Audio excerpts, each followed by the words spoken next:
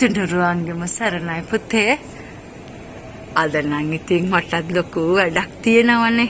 පුතා දන්නවා පුතාලට කියන්න බැරුවලා. ඔන්න අද මං කියනවා එහෙනම් පුතේ.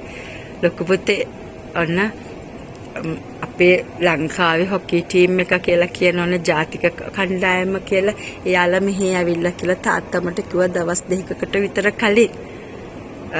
ඒ දරුවෝ ගෑනු දරුවේ පිරිමි දරුවේ කොහොම හරි 50ක් ඇවිල්ලා තියෙනවලු. ඔක කොරෝනා කාලෙත් ආව පුතේ.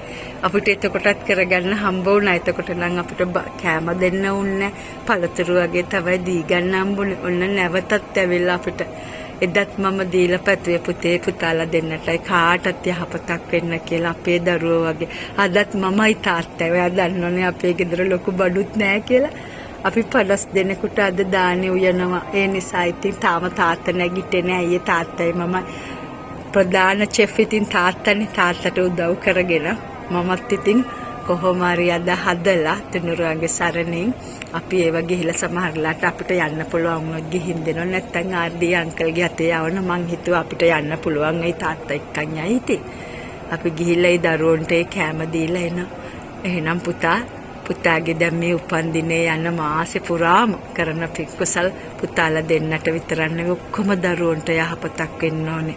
මේ ගෞතම බුදුසසුන ආරක්ෂා කරන අහිංසක දරුවෝ වගේ පිළිවෙත් පුරාගෙන යන්න පුළුවන්, පන්සිල් රැක ගන්න පුළුවන් දරුවෝ ටිකක් බිහි වුණොත් පුතේ අපි ලස්සනයිනේ. හිත ලස්සනට තියාගෙන කිසි කෙනෙකුට කරදරයක් බාධාවක් කරන්න සිතුවිල්ලක්වත් පහළ වෙන්නේ නැතුව තම තමන්ගේ වැඩ කටයුතු කරගන්න වාසනාව ලැබුණොත් ඒ හොඳටම ඇතිනේ පුතේ. ඒකනේ අපට අකුසල් දුරු කරගන්න, කුසල් වඩා ගන්න, සිත පිරිසුදු කරගන්න, සිත දමනය කරගන්න කියන්නේ. පේනෝනේ ලංකාවේ බුදුහාමුදුරුවෝ බලන්න යන්න කොච්චර දුක් විඳිනවද කියලා. ඒ දකින්න යන්න. එතකොට ඒ දහම අපි හිත හදාගන්න කොච්චර જાති තියෙන අපිව ඈත් කරලා තිබ්බත් පුතේ අපි ඒව බලලා සතුටු වෙන්න පුළුවන් හිතක් හදාගන්න ඕනේ.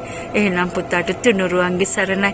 ඇහෙනවනේ පුතාට උදේ පාන්දරම නැගිටලා මේ රටේ කට්ටිය තමන්ගේ දහම අදහන හැටි.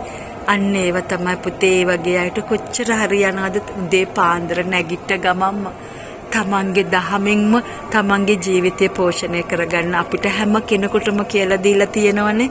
එහෙනම් තුනුරුවන් සරණයි පුතේ.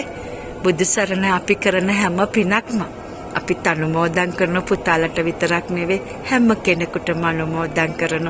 උදව් කරත් හරි නොකරත් හරි මොනවා වුණත් පුතේ මේ අවුරුදු 5 පුරාම කරන්න හම්බුනේ අම්මිට කිසි දෙයක් නෙවෙයි පින්කම්ම තමයි. එහෙනම් බුදු සරණයි.